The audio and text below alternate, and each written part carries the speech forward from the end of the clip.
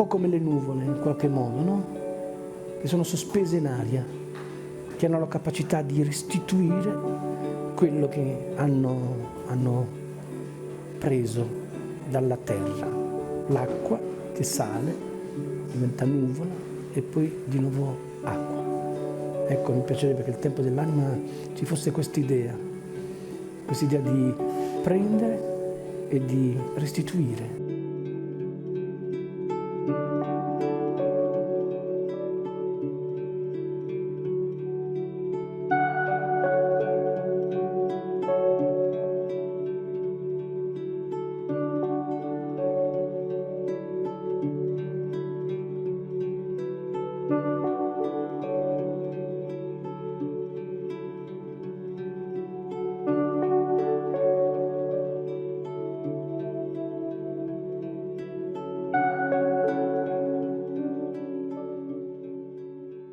Durante uma oficina do Antônio Catalano, que a gente estava fazendo aqui no Festival Primeiro Olhar, né, que é um festival que acontece aqui em Brasília, para a primeira infância, a gente estava nesse processo de encantamento com esse personagem, com essa figura, e foi um laboratório de uma semana, onde a gente ia apresentar o resultado.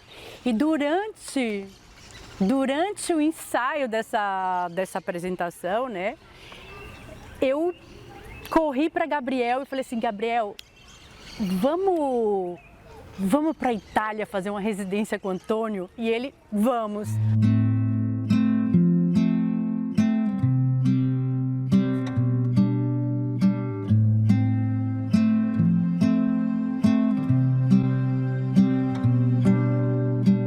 Na sequência, a gente começou a pensar de como tornar viável, né, essa ida à Itália para essa residência.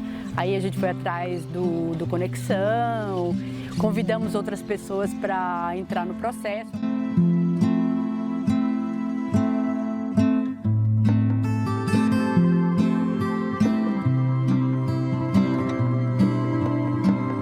Então, quando nós chegamos na Itália para fazer um trabalho com o Antônio Catalano, que é esse artista gigante, que tem um olhar gigante, extenso, né, que transborda sobre a infância, para depois voltarmos com esse trabalho para circularmos no DF. Nós sabemos que nós estamos fortalecendo cada vez mais essa ponte que já foi criada. Não só entre adulto e criança, entre artista e público, mas também entre os próprios artistas, né? E quando nós voltarmos, nós vamos poder compartilhar tudo que nós vivemos aqui e agregar aquilo que já está sendo feito lá há muito tempo. O processo, primeiro do ponto de vista estrutural, foi uma bela surpresa, porque era um pequeno prédio, antigo monastério, onde vivia uma sociedade de artistas, cada um com seu apartamento. Em um dos apartamentos nos receberam e tinha um teatro no mesmo lugar. Então foi de uma, como é que eu posso falar, de uma dignidade mesmo artística que facilitou muito o nosso trabalho e não só facilitou, mas deixou ele muito mais intenso e concentrado.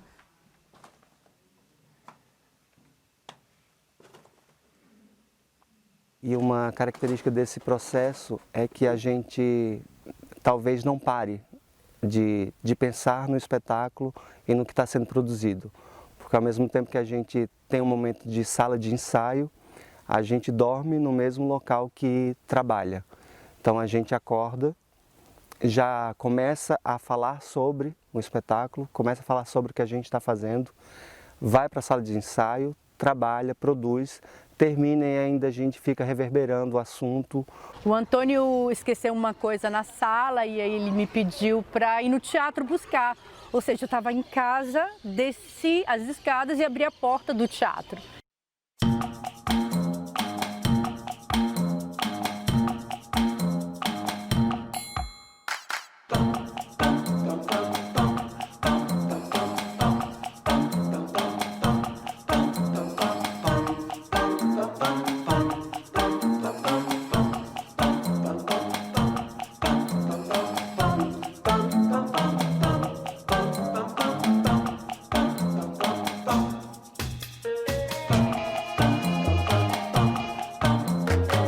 Bom, é a primeira vez que eu faço um trabalho fora do Brasil. E eu acho que sair, me deslocar do meu lugar de sempre, contribui também para eu conseguir me deslocar do meu lugar de adulto. Vir para outro país nos reinaugura o olhar, né? A gente começa a olhar tudo como se fosse a primeira vez, como as crianças fazem. Porque tudo é diferente, a língua é diferente, a cultura é diferente, a comida é diferente.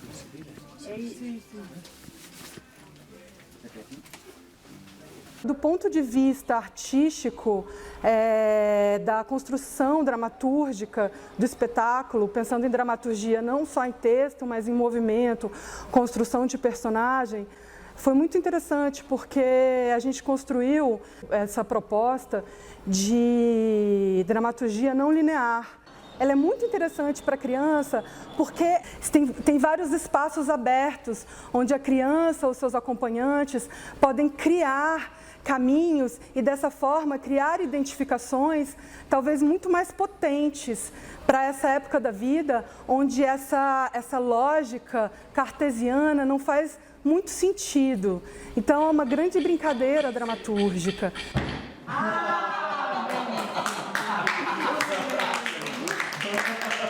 E abbiamo realizzato una composizione di uno spettacolo, di un'azione ne portava un'altra e poi un'altra ancora. Andare per associazione di sogno vuol dire liberarsi dall'idea della drammaturgia più specifica e collocare lo spettatore in una zona onirica di sogno, una zona evocativa.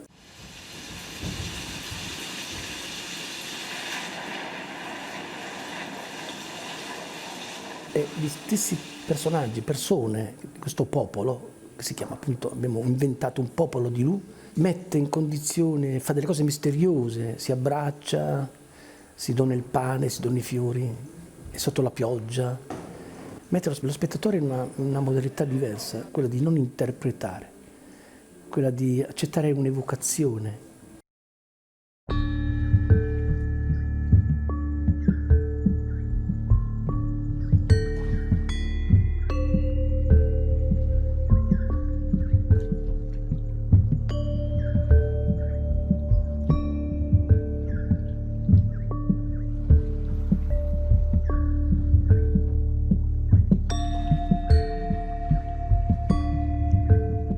Quando a gente vem aqui em somos 5 artistas, mas também, além de atores, temos fotógrafa, temos gestor, temos designer, arte educadora, pesquisadora, as outras formas de atuar dentro do trabalho cênico.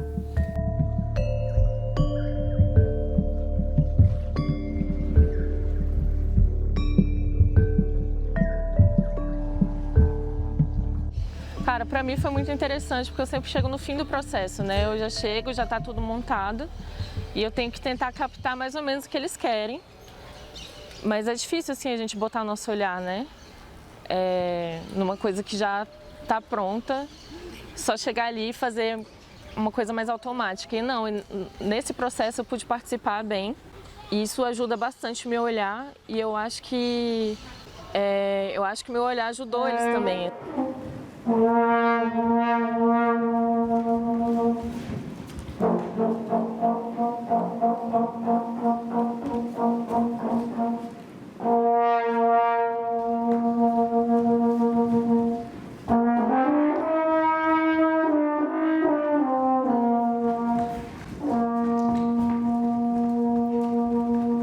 A gente estava dentro, a gente estava vivendo, a gente estava comendo o teatro.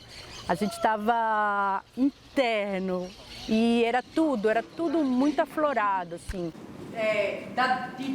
Prima cosa facevamo? Quando torniamo qui, da quando? No, quando tornate qui c'è il Desejo era muito, quando estava triste era muito, quando estava feliz era muito, quando estava nervoso era muito. Tá pronto!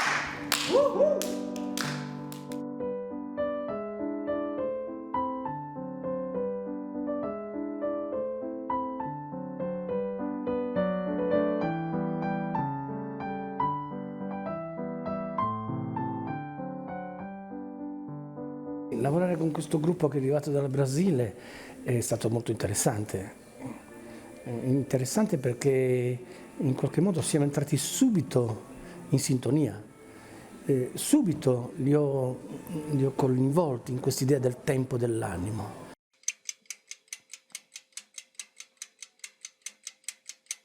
O que é tempo dell'anima?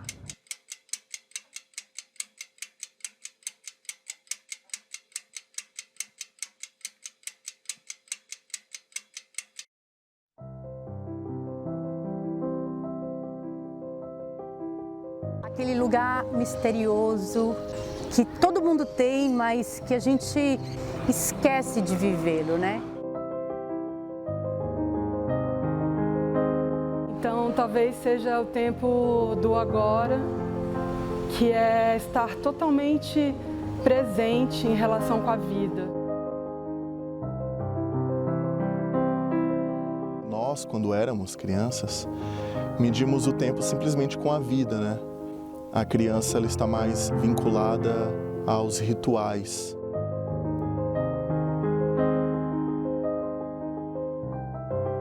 Olhar para a vida de uma forma diferente, sabe? Aproveitando as pequenas coisas que fazem a vida ser bonita. Para mim é muito difícil definir tempo dell'anima, mas a cada dia eu consigo me aproximar un pouco desse tempo.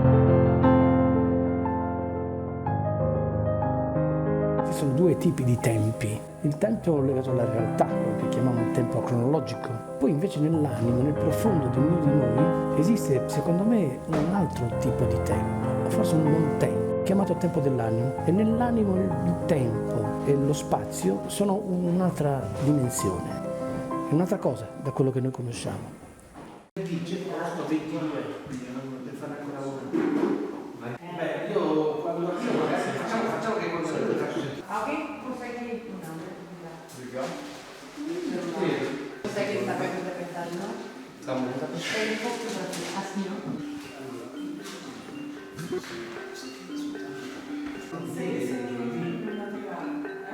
Facciamo così allora, il 26.